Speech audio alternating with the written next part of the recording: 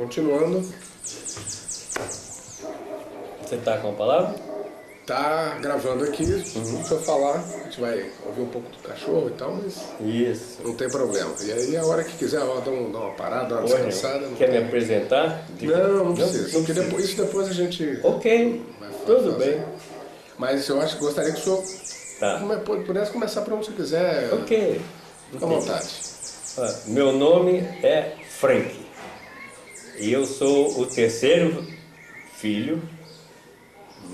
Papai Roy e mamãe Dora, que vocês certamente já ouviram falar e ouvirão mais um pouco no decorrer dessa falação.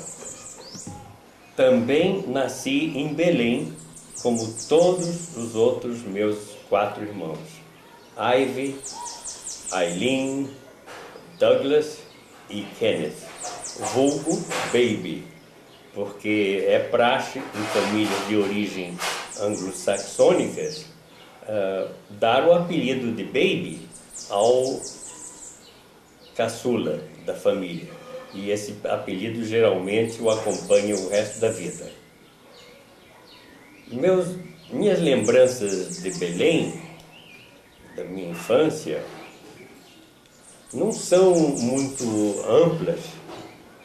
Incrível, embora pareça, por mais esforço que eu faça, mas eu me lembro bem da Basílica de Nossa Senhora de Nazaré, que eu frequentava com fervor, porque eu era muito influenciável nessa época e aderi de corpo e alma. E a minha pretensão, dizem que eu manifestava, era de ser Papa o mais rapidamente possível. Me lembro bem das ruas largas, mangueiras, as ruas muito bem arborizadas, um ritmo de vida bem gostoso. Antes da chuva, depois da chuva.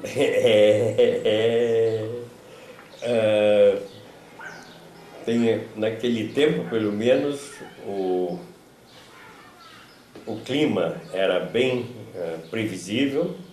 Tanto a chuva vinha lá pelas 2h30, 3 da tarde, e era comum marcar encontro ou antes ou depois da chuva. E todo mundo sabia mais ou menos que horas era. De escola, me lembro bem pouco. O senhor ficou até quantos anos em Belém? Até os 7 para 8 anos de idade. Mas, volto a dizer, de escola pouco lembro, porque ela não teve grande significação, aparentemente. Estava começando, né? E escola era obrigação. E a casa que o senhor morava, o senhor lembra? Me lembro de quintal. Me lembro de árvores, me lembro das frutas, tipo açaí, bacuri, cupuaçu. Me lembro bem das nossas brincadeiras, porque nós brincávamos muito mais entre nós do que com terceiros. Naquela época, a gente ia da casa para a escola, da escola para casa. E na casa ficava. Não ia para a rua. Podia ir, que não tinha grandes... Mas não era praxe. Para quê? Ver o quê? Por assim dizer, né? Não tinham atrações que hoje começam a ter, não tinha um McDonald's da vida. E que brincadeiras o senhor fazia? Brincadeiras bobas, bem puras, de crianças não sofisticadas, entre nós, entre Aileen, Douglas, Baby, eu e assim por diante. Já a Ivy, não. A Ivy era uns 5 anos mais velha que eu, e com isso ela tinha outra roda, outro lá, amigos sofisticados que a gente achava que se distanciava respeitosamente, porque naquele tempo o adulto era uma figura imponente, que a gente nem chegava perto, muito mais se dirigia a ele, trocava ideias, de modo que quando ocorria um adulto dar bola para a gente, conversar mesmo de igual para igual, como o caso do tio Zeca, era uma delícia. O tio Zeca era meu tio favorito disparado. Também pudera. Ele era diretor de futebol do Clube do Remo, do melhor clube de Belém. E só isso já dava a ele um prestígio enorme aos meus olhos. E depois ele quem despertou o meu interesse pelo futebol. Interesse que perdura até hoje e perdurará até o último dia da minha vida. E podem imaginar a satisfação e alegria com que eu recebi um convite dele para acompanhá-lo para assistir o clássico de Belém, Clube do Remo contra Paysandu.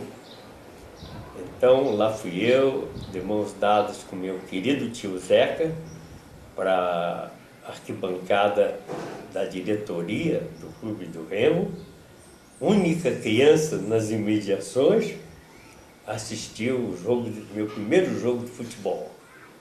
Ele me marcou tanto que eu me recordo do nome de 2 jogadores. Vivi era extrema, não me lembro se esquerda ou direita, do Clube do Remo. E o goleiro do Paysandu era tal de Seabra. Esses nomes eu jamais esqueci. Vivi é fácil, porque era o apelido da Ivy. Então eu cheguei em casa e disse, olha, tem um jogador do nosso time que tem o seu apelido. Então eu já passei a simpatizar direto com esse jogador. E o outro era o goleiro, porque eu ouvi uma conversa meia assim, de adulto, uma pessoa lá, naquele recinto, se dirigindo a outro, dizendo, eu estou torcendo para que o goleiro se abra, para a bola entrar entre as pernas dele, para a gente fazer gol. E aquilo mexeu com isso. Poxa, eu não devia estar ouvindo essa conversa. E aí eu gravei o nome do goleiro. E o nome até, né? Seabra, né? Significativo. Não me lembro do resultado do jogo, se o nosso time ganhou ou não, mas que aquilo me marcou. Nossa Senhora, durante muito tempo eu era o garoto mais orgulhoso, mais importante do quarteirão. Eu lembro que o tio Douglas falou que vocês brincavam às vezes com o papai também, de soprar numa garrafa para imitar o barulho. O barulho de navio, E como é que era isso? Uma garrafa comum. Que fazia um barulho para poder o pessoal achar que estava chegando navio no porto. Porque vocês moravam perto do porto. Ah, sim. Belém é porto, mar.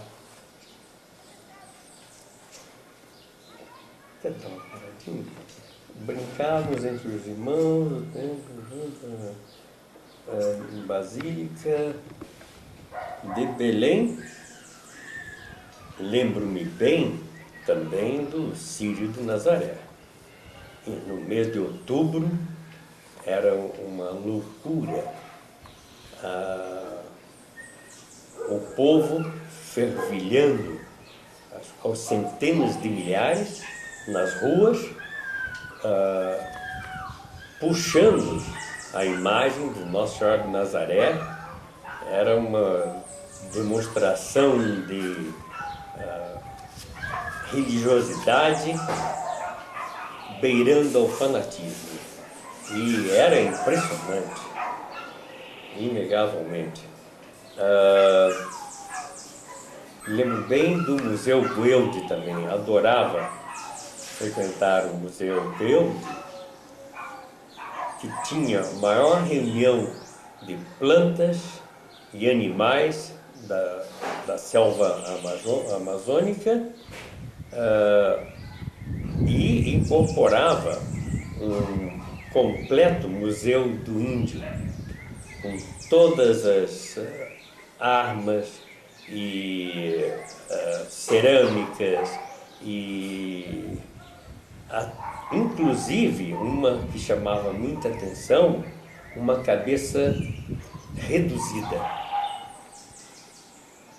Não sei se eles hoje em dia perderam a arte ou a maneira de fazer, mas naquele tempo os índios reduziam realmente, proporcionalmente, a cabeça de seus adversários. E isso me impressionou a beça.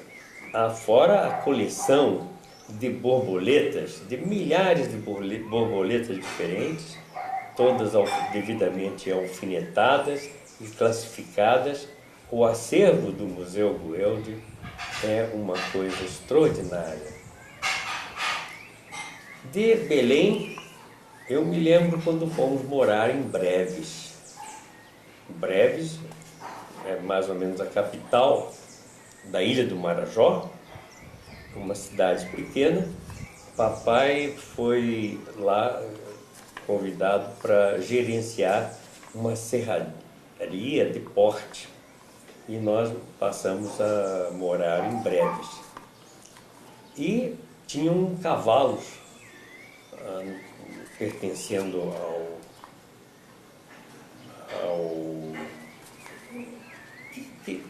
para o deslocamento de funcionários e que também eram usados por nós sermos filhos. Nós crianças, mas filhos de quem éramos, fazíamos jus quando os cavalos estavam disponíveis. E eu tive a primeira impressão de poder analisar nos animais a relutância e preguiça deles em saírem da cocheira, onde estava tudo tão bom, doce e farniente, e nós cutucando e querendo sair para passear. E, por outro lado, o entusiasmo com que eles voltavam para as colcheiras, ao ponto de meter medo na gente com a velocidade irrefreável que eles mantinham. A gente aprendeu a andar a cavalo com medo de cair deles. Essa que foi a verdade. Então, a maior lembrança de Breves foi andar a cavalo lá. E aí vocês andavam sozinhos? Andávamos sozinhos.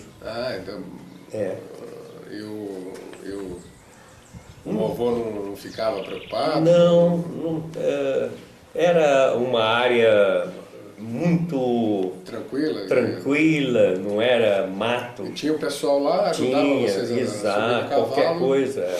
Acredito que na primeira vez foi alguém, mas depois inventou um passeio bem mais ou menos à vista da casa, nada de grandes estrepolias, mas a vinda metia medo, porque eles vinham a 100 por hora. Eu tenho uma história boa que eu caí do cavalo. Deixa. Pois bem, lá em Breves ocorreu um naufrágio de uma embarcação que trouxe uma porção, fez com que vários corpos fossem dar à praia.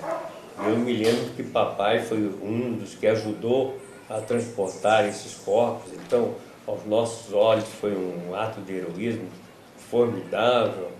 Assim, pô, papai lá, tal, papai Roy. E em Belém, voltamos a Belém, depois que terminou o contrato papai lá em Breves. E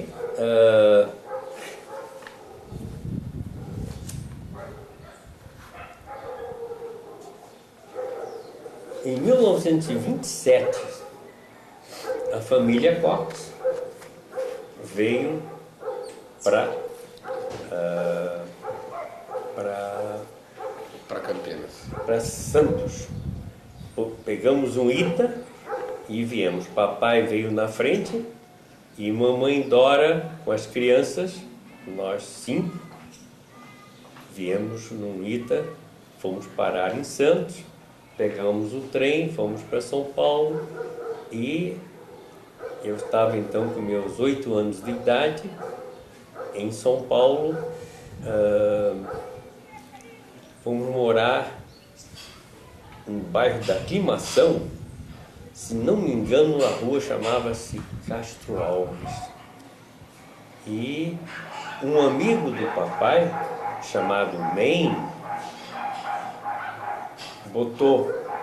conseguiu bolsas de estudo para a Eileen e para mim no St. Paul's School, uma escola inglesa que hoje em dia ainda existe, com outro nome, hoje em dia é Escola Britânica, e passamos a estudar numa língua estrangeira. Isso foi antes do nacionalismo mais acendrado do Getúlio Vargas, que acabou com essas escolas estrangeiras.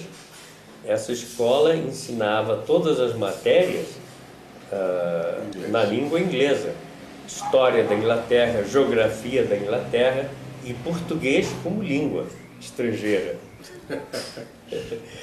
E com isso a Eileen e eu aprendemos inglês de maneira bem sólida e estudamos numa belíssima escola com professores oriundos da Inglaterra, sérios, compenetrados. E eu, devido ao meu comportamento, fiz jus a várias sessões de vara de marmelo na parte traseira da minha anatomia. Agora, aqui, eu estou vendo aqui que o senhor escreveu aqui, deixa eu só dar uma paradinha.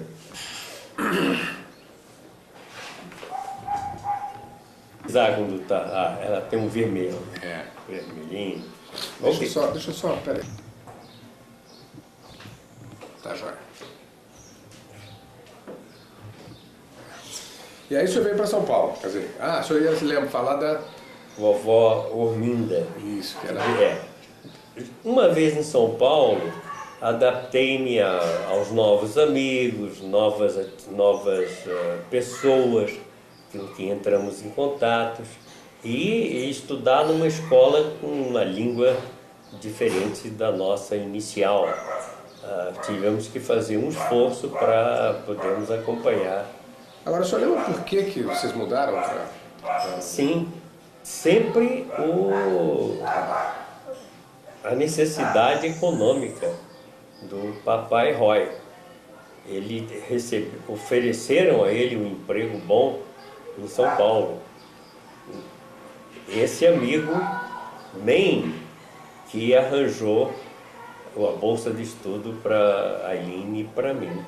E a vovó ficou chateada de sair de... A vovó era plácida, era vovó Orminda, muito amiga das crianças, uma vovó do tempo antigo, que não incomoda ninguém, que criança... Mas sua mãe ficou chateada de ter que vir para São Paulo? Ficou preocupada? Porque ela nunca tinha saído de lá então, até então. Não me lembro de qualquer reação desse tipo. Tinha que ser, era inevitável, né? E naquele tempo eu acho que a maioria das esposas acompanhavam o marido sem maior relutância por alguma que tivesse, né? Era imperioso, era necessário. São Paulo dava esperança, um campo muito maior, possibilidades. Então ele foi ser vendedor de produtos medicinais do laboratório lá em São Paulo. E, E aí em São Paulo você começou a estudar na escola? Nessa escola. E aí depois vocês foram para Campinas, aí ficou, hora vai para Campinas, hora vai para São Paulo. Mas São Paulo, uns bons anos nessa escola. Anos muito felizes, uma escola moderna. A Aileen era quantos anos mais velha que o senhor? Um ano. Então o senhor tinha um contato maior com a Aileen? Nós dois éramos muito unidos. E como é que era a Aileen? A Aileen era demais, sabe? A Aileen era... Olha, para você ter uma ideia, como a Aileen era, ela era a favorita de todos os irmãos. Era unânime. Ela era essa coisa rara, unanimidade. Pela personalidade dela, ela não saía do caminho dela, não tentava ser líder, mas era. Tinha um carisma, né? Tinha um carisma formidável. Ela tinha um pendor atlético extraordinário. Eu só não ficava com raiva de perder em corrida. Ela ganhava qualquer corrida, de qualquer garota ela ganhava. Inclusive de mim, que era apenas um ano mais moço que ela. Por ser ela quem era, eu não ficava, do contrário, eu ia ficar chateado, humilhado. A Aileen era notável, os feitos dela na quadra de tênis, corrida lá na escola. A escola era muito moderna e era de ambos os sexos. E tinha provas esportivas, tinha anualmente uma grande festa, que se transformava num piquenique coletivo das famílias, lá no centro do campo de futebol, e tinham jogos de toda espécie, corridas de toda espécie, corridas de saco, corrida de 3 pernas. E a Aileen pontificava. E eu próprio também acabei me revelando um razoável corredor de meio fundo, na milha. Eu ganhei 3º lugar, ganhei um livro de prêmio, 3º lugar na prova da milha, que são 1.609 metros, né? Não era muito rápido, tinha fôlego já naquele tempo. Mas foi um tempo esplêndido, bons amigos, bons professores que puxavam pela gente. Me deu uma base muito boa mesmo. O senhor gostava de estudar também, né? Lá adorava, porque os professores faziam por onde, né? E depois, de novo, por circunstâncias de trabalho, papai Roy foi transferido para Campinas. E a família foi ter com os costados na linda cidade de Campinas. E naquela época tinha o quê? 50 mil habitantes? Não sei dizer, a gente não se interessava. Na época, né, criança. Mas era bem pequena, né? Era pequena e era gostosa. Tinha bonde. Você andava de bonde e as distâncias não eram muito. Eu podia ir muito bem até a pé. Também foi muito gostosa a nossa vida lá em Campinas. Morávamos em casas boas e eu me lembro de um aniversário, não sei de quem que era, mas para comemorá-lo, mamãe fez cerca de 13 bolos. E de noite, vocês resolveram comer de noite, a trinca, Douglas, Baby e eu resolvemos comer um bolo. Raciocínio límpido. Tem 13, é bolo pra caramba. Se a gente comer um inteiro e não deixar vestígio, claro que a mamãe não vai reparar, não vai notar, não vai sentir necessidade de contar. Agora, tem que lavar, comer todo o bolo, não deixar um farelo e lavar o prato e esconder o prato, não deixar à vista nem nenhum talher. Assim foi feito. E como é que vocês fizeram? Mas vocês foram dormir antes? Não, você foi de tarde, isso de manhã? Esperamos, à noite, esperamos todo mundo dormir e na calada da noite o baby Desceu. Foi incumbido de ir buscar o bolo. E trazer para o quarto. Mas mamãe ouviu. Mamãe Dora ouviu tinha um ouvido fantasticamente acurado. Ouviu o tintilar da faca no prato. E aí, registrou. 2 e 2 são 4, 4... bom, aí no dia seguinte que ela descobriu. Mas no dia seguinte ela deu por falta do bolo.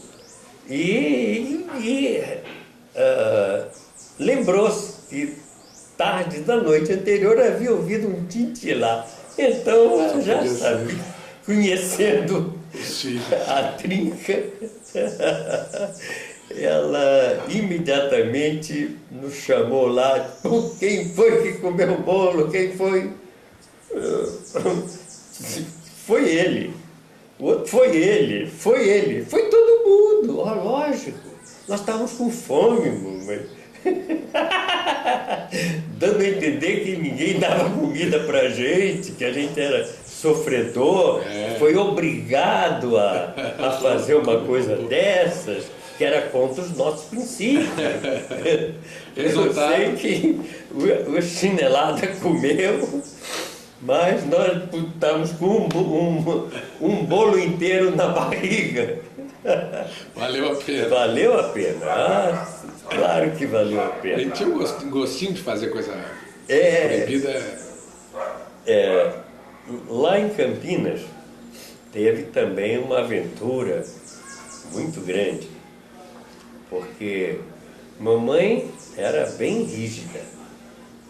Tinha que ser, devia ser, não podia ser diferente. Mas a gente achava que era exagerada. Então, e ainda tem o seguinte, como ela sofria de mal asmático, ela não podia ficar excitada, zangada demais, que provocava uma crise de asma, com grande sofrimento por parte dela. Então, ela esperava o papai chegar do escritório e aí desfiava o rosário de queixas e aí o pau comia, né? E nós achávamos que era uma coisa injustificada, já passou há mais de meia hora que aquilo foi feito, como relembrar vítimas de injustiça social tremenda. E eu então conversei com meus irmãos, eu era o líder, vamos embora em sinal de protesto, vamos abandonar nossa família, que eles vão se arrepender de terem nos maltratado. Então decidimos fugir de casa. Combinamos, primeira providência, abastecer as nossas mochilas, né? Sendo que mochila era a força de expressão. Naquele tempo, mochila era um trapo um pouco maior que um lenço, bota farnel, fecha e pendura num pau sobre o ombro e estamos de mochila prontos para enfrentar a estrada. E nós três passamos então do armazém e na conta da família compramos uma farta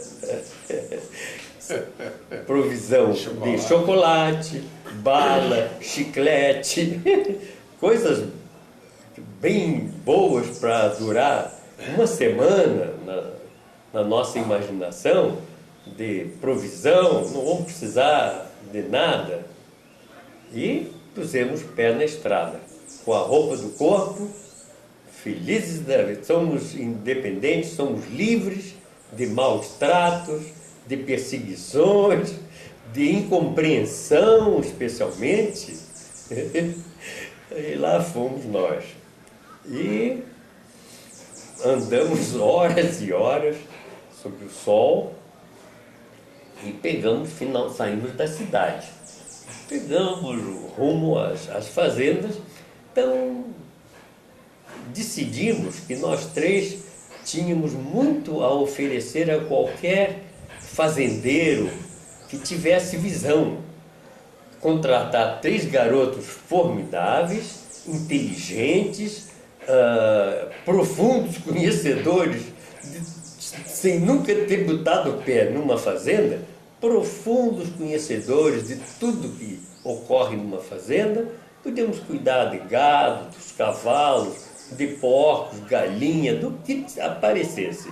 E então fomos oferecer nossos préstimos aos vários fazendeiros. Paramos numa fazenda, mas o fazendeiro não estava e a mulher dele não se demonstrou muito interessada. No sinal do protesto, nós fomos embora e mal agradecemos a acolhida. Fomos bater em outra fazenda, o fazendeiro estava e ouviu nossa história muito bem. Nós inventamos uma história que nós estávamos desgarrados da família, nossa família estava vindo do norte, mas ainda não tinha chegado, e nós então estávamos com uns conhecidos, mas esses conhecidos tiveram que viajar, então nós resolvemos tratar da nossa vida. E ele acreditou profundamente, ele sentiu a veracidade daquilo que estava sendo contado.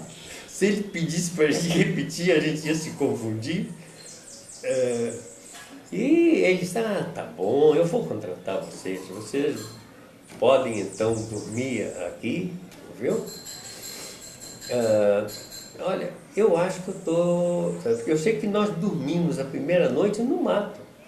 Foi na segunda noite que começamos a bater em várias fazendas. Primeira noite dormimos num mau relento. E o chocolate durou muito, não? Não. O papai, eu me lembro que o papai falou que deu uma caganeira, não sei se vocês ficaram. Lógico. Vocês ficaram. E outra coisa, teve um acidente também. O Douglas não viu uma feira de arame farpado e cortou a testa aqui, saiu sangue. Ele tem essa marca até o dia de hoje, viu? Mas não ligamos para isso passa cuspe, que não vai acontecer nada. Mas então, no segundo dia, é que começamos a bater de fazenda em fazenda. Já aí a polícia tinha sido acionada, estava em polvorosa, procurando os garotos que, na opinião da mamãe, dada para a polícia com toda ênfase, tinham sido sequestrados pelo circo, pelos ciganos que faziam parte do circo que tinha aportado a cidade de Campinas. O pessoal do circo foi importunado pela polícia, a polícia varejou o circo, disse, devem estar escondidos aí, querem levar meus filhos. E, rapaz, o pessoal do circo, coitado. Mas, então, eles disseram, olha, vocês vão ficar aqui, vocês vão providenciar um lugar para vocês morarem, vocês vão estar contratados para o resto da vida de vocês. Que alívio, isso que a gente queria. Muito bem. Disse, eu só tenho que dar um pulo aí no vizinho, daqui a pouco eu volto. Ele saiu, foi para a cidade, avisou a polícia, disse, olha, eu li no jornal que tem 3 sendo procurados, estão lá na minha fazenda, pode ir lá buscar. Então a polícia foi lá e nós achamos que o fazendeiro era um safado muito grande, havia traído a nossa confiança, nunca mais nós íamos confiar em fazendeiro nenhum, aliás, em adulto nenhum. Nós éramos vítimas de perseguições políticas. Mas o motivo da fuga foi porque vocês fugiram 2 vezes ou uma vez? Quantas vezes? Lembra, não? Foi essa foi a grande fuga. Porque aí tem a história da escola, que era um dos papeizinhos do bilhete que o Douglas mandou para o papai, e aí a professora pegou, a diretora pegou o bilhete, estava no teu bolso. Eu não sei se você lembra disso. E aí, por causa do bilhete, vocês acharam que ia me levar uma surra tão grande que então é melhor fugir. A diretora ia ser, vocês iam ser expulsos da escola. Quer dizer, teria sido essa fuga.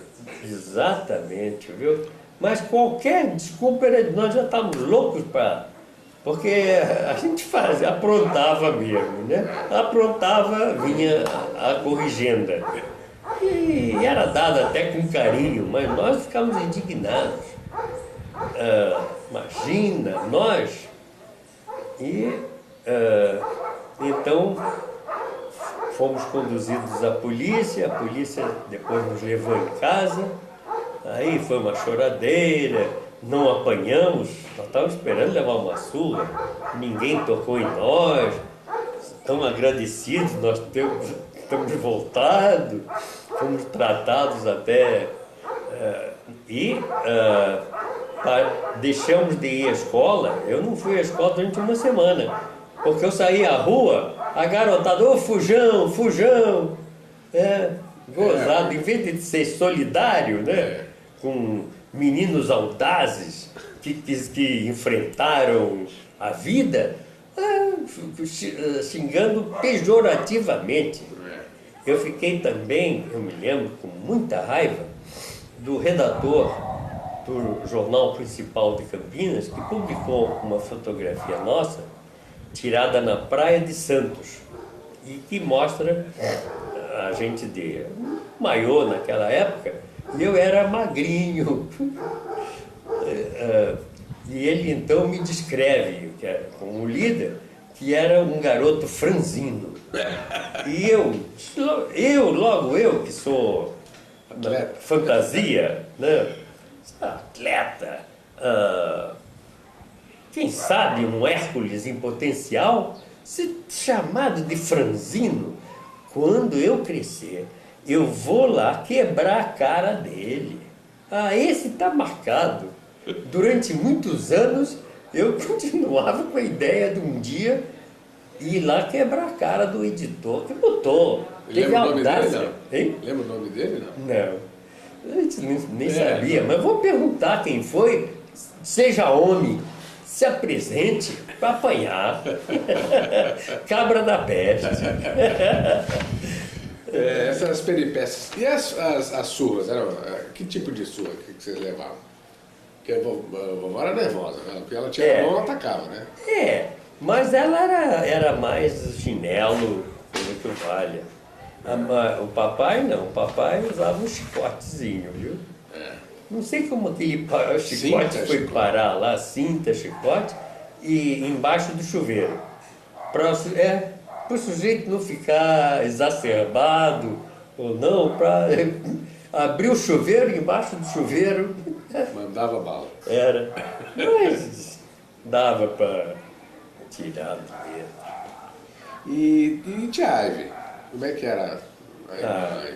Tia Ivy era ótima, mas ela levava uma vida própria, porque ela foi trabalhar cedo, ela foi funcionária do consulado americano, ganhava em dólar naquele tempo, tinha um status aos nossos olhos todos. Ela comprava chocolate fino, que eu saía do meu quarto, andava pela parte externa da janela, pulava a janela do quarto dela para roubar um pedaço pequeno para ela não reparar o todo, voltava feliz da vida com aquele chocolate.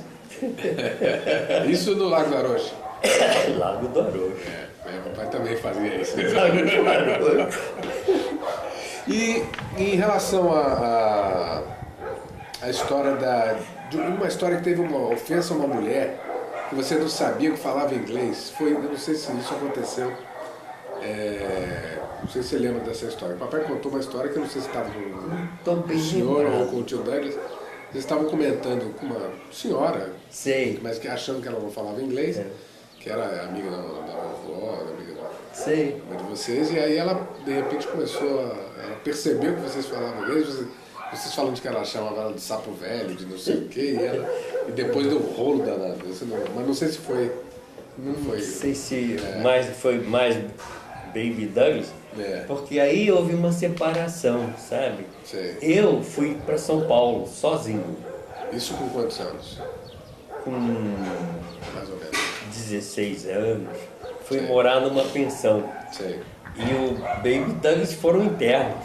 Ah, sim, para o colégio interno. Ficaram em escola interna, os dois. E eu parei de estudar, eu já sabia demais.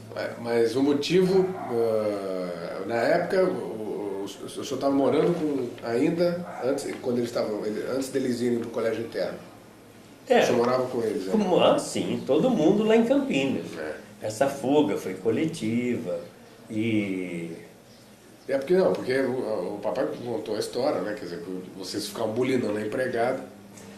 E aí, por conta disso, chegou uma hora que a empregada não aguentou, falou, e aí no dia seguinte eles dois já estavam internos. O chefe da coisa, domingo, cada uma, né? Domingo, em vez de eu ir ao futebol ou ir ao cinema, eu não estou me sentindo muito bem, eu vou tirar uma soneca. E ficava no meu quarto. E papai era muito respeitador, rapaz. Porque papai era tão amigo e tão respeitador que ele batia na porta, em vez de eu entrar para pegar no flagrante, ele batia, posso entrar? Não, mas dava tempo de se meter embaixo da cama e tal. E eu fingindo que estou dormindo. E à tarde ela vinha lá. E que ela mais velha que o senhor, né? Mas ela era boazinha, ela só queria mesmo colaborar um pouco, fazer uma caridade. Então o domingão era sagrado. Que futebol, que nada. Diz que eu gosto.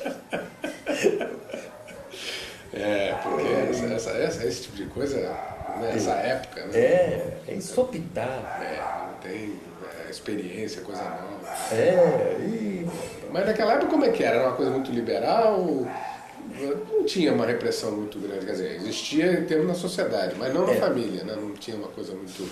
Não, mas não era apoiada, não era... Com certeza. Tolerada. Eu tinha que tomar previdência. Tanto que eles foram parar no colégio interno. Tinha que tomar previdência. Porque, imagina se de repente engravida em casa, ou obriga a casar, ou parente. Então era isso tudo, né? Que estava atrás dessa repressão.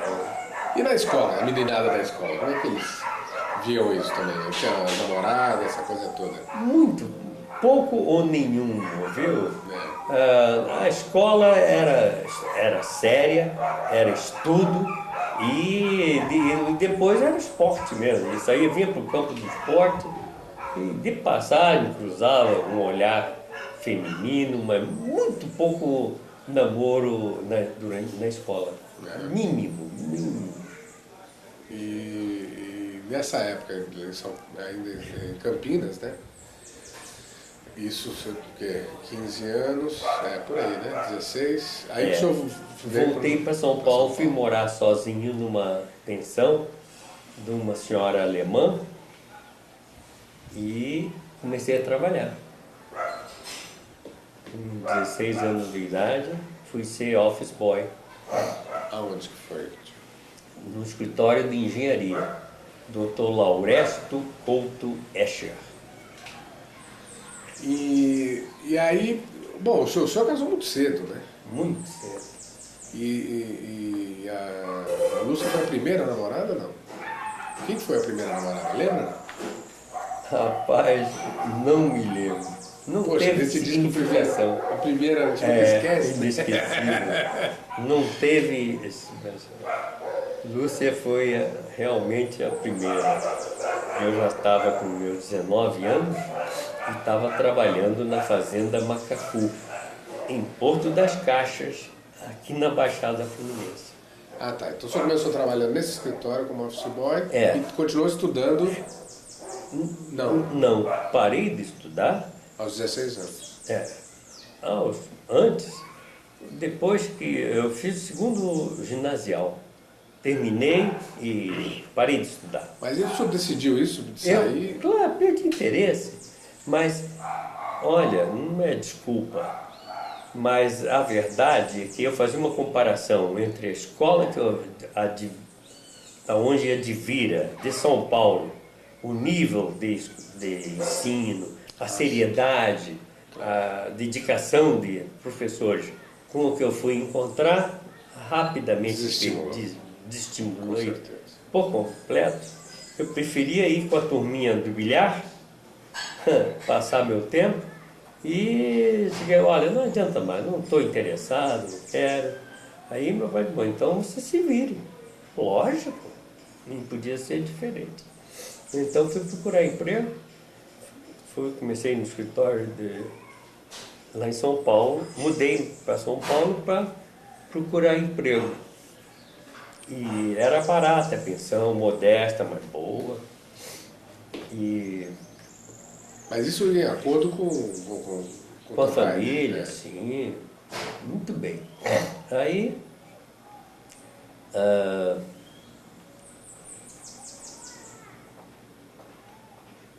fui trabalhar na Wilson Sons, uma firma excelente.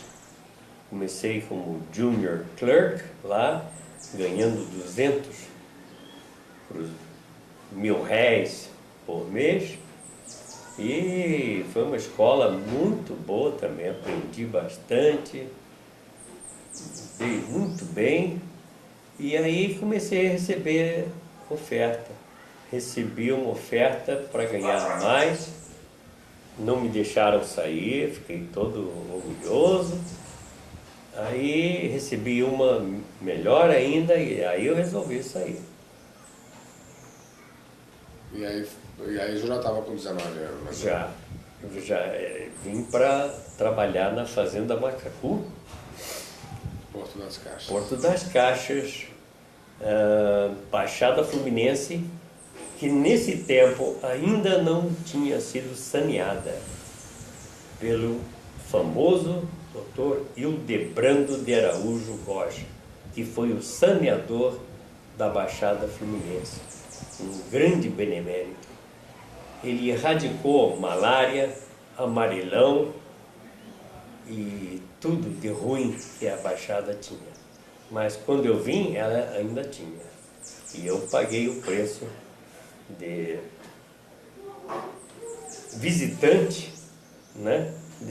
Deslocado de outra área, fui alvo fácil para as doenças nativas lá. Pegou o quê lá? Amarelão,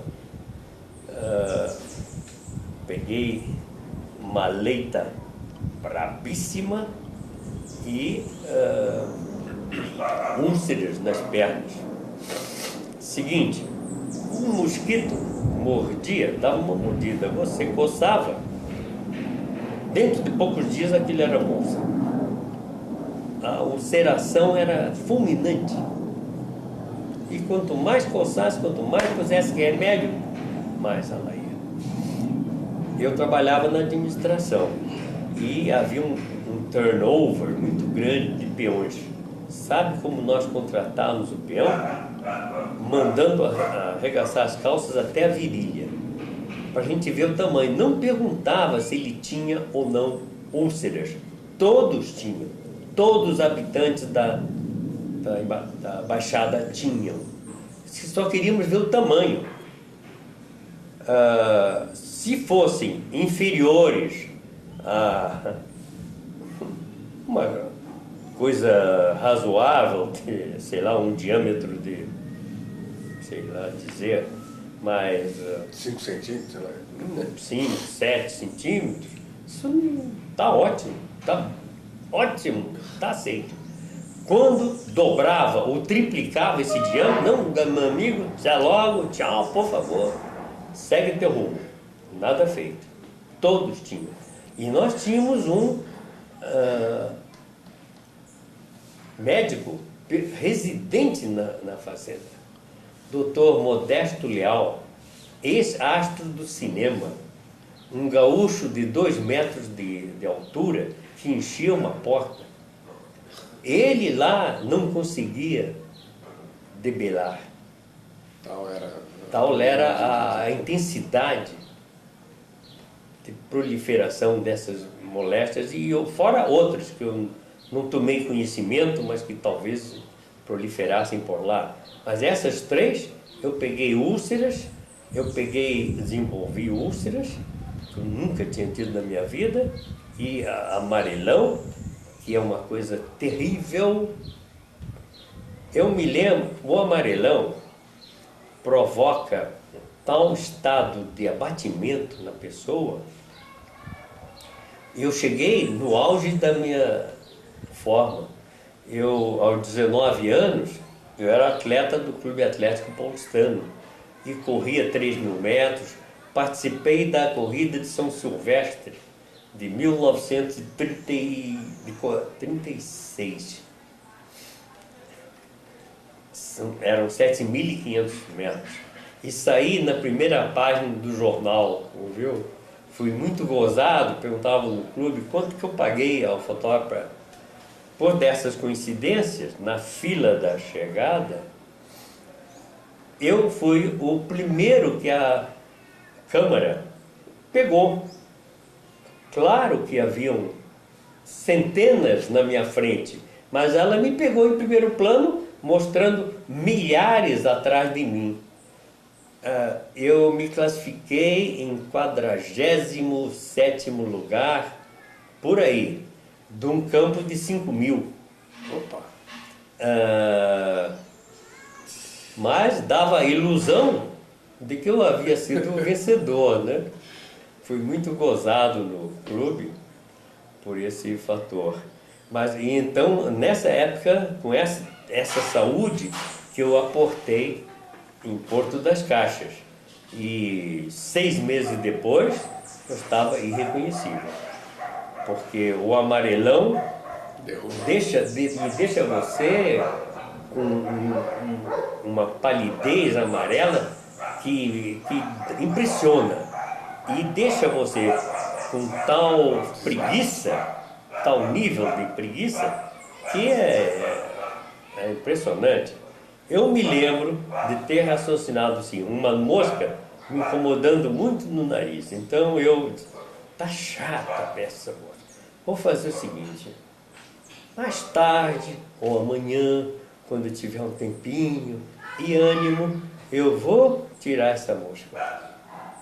Eu não tinha ânimo para fazer isso. Impressionante. E